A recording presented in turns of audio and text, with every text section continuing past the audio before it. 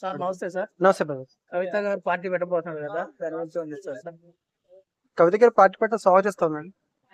ఎందుకంటే బిఆర్ఎస్ పార్టీలో ఉన్న ఎవరైతే ఉద్యమకారులు ఉన్నారో, బిఆర్ఎస్ పార్టీలో మొదటి నుంచి పనిచేసిన వ్యక్తులు ఉన్నారో వాళ్ళకి న్యాయం జరగలేదు అన్న ఫీలింగ్ చాలా మందిలో ఉంది. ఎందుకంటే నా ఫ్రెండ్స్ కూడా తెలంగాణ ఉద్యమంలో చాలా సీరియస్ గా పనిచేసిన వాళ్ళు చాలా మంది ఉన్నారు, కళాకారులు చాలా మంది ఉన్నారు. వాళ్ళ ఇంటి ఓపెనింగ్ కూడా నేను స్వయంగా వెళ్ళిన సందర్భాలు కూడా ఉన్నాయి. నిజంగా చెప్పాలంటే అధికారం వచ్చిన తర్వాత వాళ్ళకి ఎంత కూడా భాగస్వామ్యం లేదు, అధికారంలో భాగస్వామ్యం రాలేదు. అదేవిధంగా వాళ్ళు చాలా సఫర్ అయ్యారు కూడా. అంటే 10 ఏళ్ళు ఈ బిఆర్ఎస్ పార్టీ అధికారంలో ఉన్నప్పుడు కూడా ఎక్కడ కూడా వాళ్ళకి జస్టిస్ జరగలేదు, వాళ్ళకి గుర్తింపు జరగలేదు. ఫైనాన్షియల్ గా కానీ లేకపోతే ఏ రకం కూడా సాయం అందలేదు. వాళ్ళు కనీసం వాళ్ళకి గుర్తింపు కూడా దొరకలేదు. కొంతమంది దొరకుండొచ్చు, నేను కాదంటలేదు. కానీ నిజంగా ఉద్యమాలు చేసిన వాళ్ళు, నిజంగా పాటలు పాడిన వాళ్ళు, వీళ్ళకి అలా ఎవరైతే ఉన్నారో వాళ్ళకి జస్టిస్ జరగలేదు. అదేవిధంగా ఇతర పార్టీల నుంచి కూడా ఎంపీటీసీగా, జడ్పీటీసీగా, నాకు ఇక్కడ మనకి ఆందోళన నియోజకవర్గంలో కూడా నాకు తెలిసిన వాళ్ళు చాలా మంది. వాళ్ళందరూ కూడా ఆ రోజు వేరే పార్టీలో అన్ని అవకాశాలు ఉన్నా సరే తెలంగాణ ఉద్యమం కోసం ఈ పార్టీలో కన్వర్ట్ అయ్యారు. రాజకీయ పరంగా కూడా చాలా ఇతర పార్టీలో అవకాశాలు ఉన్నా సరే టీఆర్ఎస్ పార్టీలోకి రావడం జరిగింది. కానీ టీఆర్ఎస్ పార్టీ కాస్త అధికారంలోకి వచ్చిన తర్వాత వాళ్ళందరికీ న్యాయం జరగలేదు. మళ్ళీ వాళ్ళందరూ కూడా ఆత్మగౌరవం చంపుకొని మళ్ళీ వేరే పార్టీలోకి వెళ్ళడానికి వాళ్ళ మనసు ఒప్పుకోలేదు. సో దీనివల్ల నిజంగా చెప్పాలంటే చాలా మంది యువతకి చాలా నష్టం కలిగింది. అంటే బిఆర్ఎస్ పార్టీ ఉద్యమం నడుస్తున్నప్పుడు ఈ పార్టీలో కనీసం వాళ్ళకి ప్రాధాన్యత ఉండాలి, అధికారం వచ్చినప్పుడు ఖచ్చితంగా ప్రాధాన్యత ఉండాలి. అంటే పార్టీ సిద్ధాంతమే ఉద్యమం, ఆ ఉద్యమం కాస్త గెలిచి ఆ ఉద్యమం కాస్త అధికారంగా మారిన తర్వాత కూడా న్యాయం జరగకపోతే ఆ పార్టీకి పనిచేసే ఉపయోగం ఏంటి అన్న ఫీలింగ్ చాలా మంది కలిగింది. దానివల్ల చాలా మంది బిఆర్ఎస్ పార్టీలో కేడర్ అంతా బయటకు వచ్చేసారు. సో వాళ్ళందరూ కూడా కొంత బీజేపీలో కలిసారు, కొంత బిఆర్ఎస్ లో కలిసారు, మన బీజేపీ కాంగ్రెస్ లో కలిసారు. ఇప్పుడు కవిత గారి పార్టీ ఏంటంటే ఇక్కడ ఒక 4వ పార్టీకి ఒక స్కోప్ ఉంది. అంటే ప్రాంతీయ పార్టీ అంటూ లేదు, బీజేపీ పార్టీ, జాతీయ పార్టీ. ఇప్పుడు బీజేపీ పార్టీ మీద కూడా మన సౌత్ లో చాలా బలహీనంగా ఉంది, పెద్ద బలంగా లేదు. అందులో లేబర్ కోడ్లు తీసుకురావడం వల్ల ఇంకా వ్యతిరేకత ఎక్కువ అయిపోయింది. సో ఏపీలో అంటే మనకి అందరికి అక్కడ చైతన్యం చాలా ఎక్కువ ఉంటుంది. ఏపీలో ఎంత కష్టపడినా బీజేపీ లిఫ్ట్ అవుతుంది. బీజేపీని సీట్లు తీసుకుంటా తప్ప బీజేపీని గెలిపించే స్థాయి ఏపీలో ఎప్పుడు రాదు. ఎందుకంటే నేను పబ్లిక్ ఫాల్స్ చూస్తే దేశంలో 2వ ప్లేస్ లో ఉంది రాజకీయ చైతన్యం ఉన్న రాష్ట్రంగా ఏపీ ఉంది. ఏపీ దేశంలోనే బాగా రాజకీయ చైతన్యం ఉన్న రాష్ట్రంలో 2వ స్థానం ఏపీ. జానపద గేయాల్లో తెలంగాణ ప్రపంచంలో 2వ స్థానం, ప్రపంచంలో 2వ స్థానం జానపద గేయం. ఇప్పుడు మనం చెప్తే అరగంటలో పాట జానపద గేయవచ్చు. అంటే ఇలాగా బీజేపీ పార్టీకి స్కోప్ లేదు. మళ్ళీ కాంగ్రెస్ పార్టీ కంటే జాతీయ స్థాయిలో అంతా కూడా నార్త్ అంతా కూడా వీక్ ఉంది కాంగ్రెస్ పార్టీ. కాబట్టి 3 పార్టీలు కూడా జాతీయ పార్టీలే.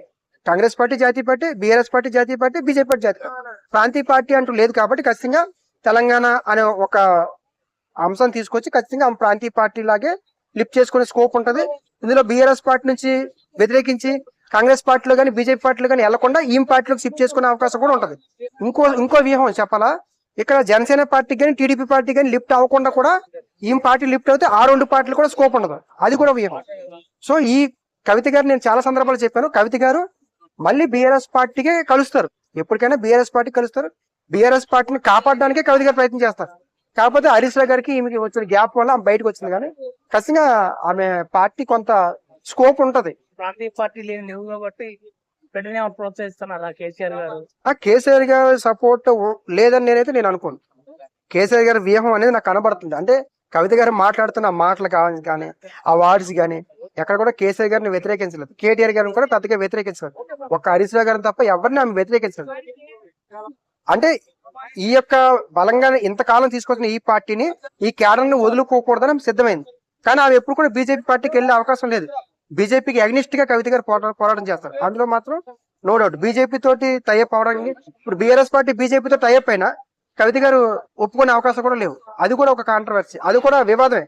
బీఆర్ఎస్ పార్టీ నుంచి కవిత గారు బయట రావడానికి ఒక ప్రధాన కారణం ఏంటంటే బీజేపీ మీద బలంగా పోరాడదాం అంటే అక్కడ ఎవరు ఒప్పుకోవట్లేదు. హరీష్ రావు గారు కానీ కేటీఆర్ గారిని ఎవరు ఒప్పుకోవట్లేదు. కాబట్టి అది కూడా ఒక అంశం. ప్రాంతీయ పార్టీలు లేకోకుండా పూర్తిగా అందరూ మొత్తం నేషనల్ పార్టీని చేసేస్తే మరి రాష్ట్రం గురించి పైగా మాట్లాడడానికి, గట్టిగా మాట్లాడడానికి ఏదైనా ఒక ప్రాంతీయ పార్టీ ఉండాలి కదా. కవిత గారి పార్టీ కూడా అలాగా నిలబడిద్దే. లేకపోతే ఇప్పుడు జాతీయ పార్టీలు బలహీన పడుతున్నాయి దేశంలో. జాతీయ పార్టీలు అన్ని బలహీన పడుతున్నాయి. ఇప్పుడు బీజేపీ పార్టీ ఇప్పుడు నెక్స్ట్ బలహీనంగా ఉంటుంది. కాంగ్రెస్ పార్టీ బలహీనంగా ఉంది. అందుకే ప్రాంతీయ పార్టీలు లిఫ్ట్ అయ్యాయి. మీరు గత 10 ఏళ్ళు చూస్తే ప్రాంతీయ పార్టీలు, తెలుగుదేశం పార్టీ కానీ, బీఆర్ఎస్ పార్టీ కానీ, ఆమ్ ఆద్మీ పార్టీ కానీ, ఇవన్నీ ఎందుకు లిఫ్ట్ అయ్యాయి అంటే జాతీయ పార్టీలు వీక్ అయ్యాయి కాబట్టి ప్రాంతీయ పార్టీలు లిఫ్ట్ అయ్యాయి. కాబట్టి కవిత గారు కూడా అదే ఆలోచించారు, మనకి ప్రాంతీయ పార్టీ బలంగా నిలబడతాయి. ఇప్పుడు జాతీయ పార్టీ మీద, కాంగ్రెస్ పార్టీ మీద అడగండి. తెలంగాణలో పబ్లిక్ పార్టీ తీసుకుంటే కాంగ్రెస్ పార్టీ, బీజేపీ పార్టీ అంటే 3వ ప్రత్యేకం కావాలంటారు. అంటే అర్థం ఏంటి? ఆ 2 పార్టీల కంటే ఇంకో పార్టీకే స్కోప్ ఉంటది పబ్లిక్ లో. కాబట్టి అందుకే ఆ పార్టీ, ప్రాంతీయ పార్టీ అయితే మళ్ళీ లిఫ్ట్ చేయడానికి ఛాయిస్ ఉంటది అన్నమాట. నమస్తే అన్న. నమస్తే నమస్తే. కవిత గారు పార్టీ పెట్టబోతున్నారు, ఆ విషయం గురించి చెబుతావు కదా. తెలంగాణకు కాబోయే ముఖ్యమంత్రి కవితక్క. మహిళా సోదరులందరూ కూడా ఒక తెలంగాణలో మొట్టమొదటి మహిళ ఒక పార్టీని పెట్టి ఇంత సక్సెస్ఫుల్ గా రన్ చేద్దాం అనుకున్నాడు. మహిళా లోకం అందరూ కూడా ఒకసారి మన తెలంగాణ ప్రాంతానికి లేడీ ముఖ్యమంత్రిని కూడా మనం చూడాలని చెప్పేసి అనుకుంటాం. ఎందుకంటే గతంలో చూస్తే గిట్ట మన ప్రాంతం నుంచి అసలు లేడీ ముఖ్యమంత్రి లేనిలేదు ఇక్కడ మన ఉమ్మడి ఆంధ్రప్రదేశ్ లో.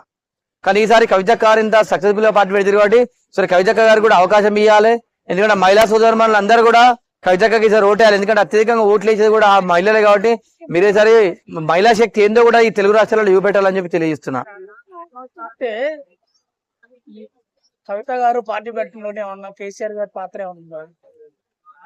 కేసీఆర్ గారు పాత్ర అంటే ఈ కవిత గారు కూడా కేసీఆర్ గారు శిష్యురాలే, ఎంత కూతురైనా కూడా శిష్యురాలు లెక్కనే. ఎందుకంటే పార్టీలో ఈమె కూడా వాళ్ళ పార్టీలో ఎంపీగా పనిచేసారు, ఎమ్మెల్సీగా పనిచేసారు కాబట్టి ఇవాళ ఆమె స్వయాన పార్టీ పెట్టుకొని జాగృతి సంస్థను నిర్మించుకొని తెలంగాణ ప్రాంతంలో బతుకమ్మను ప్రపంచవ్యాప్తంగా తీర్చిదిద్దింది కవితక్క. ఇలా పార్టీ పెట్టడం తప్పు లేదు. ఇలాంటిది కేసీఆర్ గారు ఆశీస్సులు మాత్రం కంపల్సరీ ఆమెకు ఉంటాయని అనుకుంటున్నా. ఈమెగా మంచి కష్టపడితే 100% సీఎం అయ్యే అవకాశం ఉంటది. ఇప్పుడు అన్ని నేషనల్ పార్టీలు అవుతున్నాయి కదా, ఈ పార్టీ కూడా నేషనల్ పార్టీ చేస్తారా లేకపోతే మన లోకల్ రాష్ట్ర పార్టీ? ఒకటండి, మన ప్రాంతీయ పార్టీలు ఉండడం వల్ల ప్రజలకు సమస్యలు పరిష్కారం అయితే ప్రజలకు న్యాయం జరుగుతుంది. ప్రాంతీయ పార్టీలను గిట్ట మనం గిట్ట దూరం చేసుకుంటే గిట్ట రాబోయే రోజుల్లో అనేకమైనటువంటి ఇబ్బందులు ఎదురయ్యే సమస్య. మనకి ఏ కష్టం వచ్చినా ఏ సమస్య వచ్చినా మన రాష్ట్ర పార్టీ మనోని మీద మనకు ప్రేమ ఉంటుంది తప్ప ఏమన్నా పోయి ఢిల్లీ వాళ్ళతో వాళ్ళ దగ్గర పోయి మనం పోయి అడుక్కున్నాడా? మన రాష్ట్రంలో ఉన్నటువంటి ప్రాంతీయ పార్టీలని కాపాడుకోవాలి. ప్రాంతీయ పార్టీలకు ప్రజలారా మీరు మొవ్వల మాటలు వినోదం ఏం చేయదు. ప్రాంతీయ పార్టీలను కాపాడుకుంటేనే మనం ఇలా మంచిగా బతుకుతాం, మన సమస్యలు పరిష్కారం అవుతాయి. మనోళ్ళు డబ్బులు ఉన్న వాళ్ళు అవుతారు. మనకి ఏ కష్టం వచ్చినా మనోడు మనకు అది చేస్తాడు తప్ప ఈ దేశ పార్టీలు కాదు. అంటే ఢిల్లీ ఓడైతుంది మళ్ళా కథ. ఇప్పుడు తీర్మార్ మల్లన్న గారు, కవిత గారు బీసీలకి మేము న్యాయం చేస్తాం అంటున్నారు కదా, పబ్లిక్ ఎక్కువగా ఎటువైపు మొగ్గు చూపే అవకాశం? బీసీలకు న్యాయం చేసే వ్యక్తి కవిత కాపు ఎవరు న్యాయం చేయరు తెలంగాణలో. ఎందుకంటే ఆమెకు తెలంగాణ ప్రాంతం మీద ప్రతి సమస్య పైన అవగాహన ఉంది, ప్రతి సబ్జెక్ట్ మీద అవగాహన ఉంది. మంచి టాలెంట్ ఉన్నటువంటి వ్యక్తి ఆమె. ఎందుకంటే ప్రజా సమస్యలు తెలుసు నేరుగా. కంపల్సరీ కవితక్క గారు బీసీలకు, ఎస్సీ ఎస్టీ బీసీలకు న్యాయం చేసేదంటే కవితక్క గారు చేస్తారు. ఎందుకంటే గతంలో కేసీఆర్ గారు కూడా ఎస్సీల పైన ఎస్సీలకు భూములు ఉండేది, జాగాలు ఉంటాయి అని చెప్పేసి దళిత బంధు సంఖ్య పథకం తీసుకొచ్చిన చాలా మంచి పథకము. దాన్ని అటుగా ప్రజలందరూ వినియోగించుకోక ప్రజలందరూ కూడా దాని పార్టీని ఓడగొట్టుకున్నారు. అట్లాంటి 10 లక్షల రూపాయలు ఏ ప్రభుత్వం కూడా ఇయ్యదు. ఎందుకంటే ఇలా దళితులు అనేటువంటి కూడా డెవలప్ కావాలి రాష్ట్రంలో అని చెప్పేసి ముందుకు తీసుకెళ్ళాడు. అదే సంకల్పంతో కవితక్క గారు కూడా ఎస్సీ ఎస్టీ బీసీ మైనార్టీలను మాత్రం డెవలప్ చేసే విధంగా ఈమె కంపల్సరీ ఎత్తాని ఈమె పూర్తి నాకు విశ్వాసం ఉంది. పార్టీ నడపాలంటే ఎంతో అనుభవం కావాలి. పార్టీ ఎక్కువ రోజులు నడిపే అవకాశం ఉంది, మధ్యలోనే తీసే అవకాశం కదా. కవితక్క 100% సక్సెస్ అవుతుంది. మహిళలందరూ కవితక్క వైపు ఉంటారు. ఎందుకంటే మన మహిళలకు కూడా అవకాశం ఇవ్వాలి, మహిళలకు కూడా అధికారం ఇచ్చి చూడాలి. ఎప్పుడు ఈ తెలుగు రాష్ట్రాల మొగోళ్ళ పరిపాలన ఇలా మహిళలకు కూడా ఇలా మనం చూసుకుంటే గిట్ట బెంగాల్ మమతా బెనర్జీ, తర్వాత మనం చూసుకుంటే గిట్ట జమ్మూ కాశ్మీర్ లా మహబూబ్ ముక్తా, ఇంకా ఇట్లా అనేక మంది మహిళలు కూడా లీడ్ చేస్తున్నారు. జయలలిత మన తమిళనాడులో. ఇట్లా ఇచ్చారు. మన తెలంగాణ ప్రాంతం నుంచి కవితకు అవకాశం అయితే తప్పేంది? ఇవాళ తెలంగాణ ఆడబిడ్డ తెలంగాణ ప్రాంతాన్ని బతుకమ్మని ప్రపంచ వ్యాప్తంగా ఇలా మంచి పేరు వచ్చిందంటే కవితక్క వల్లనే.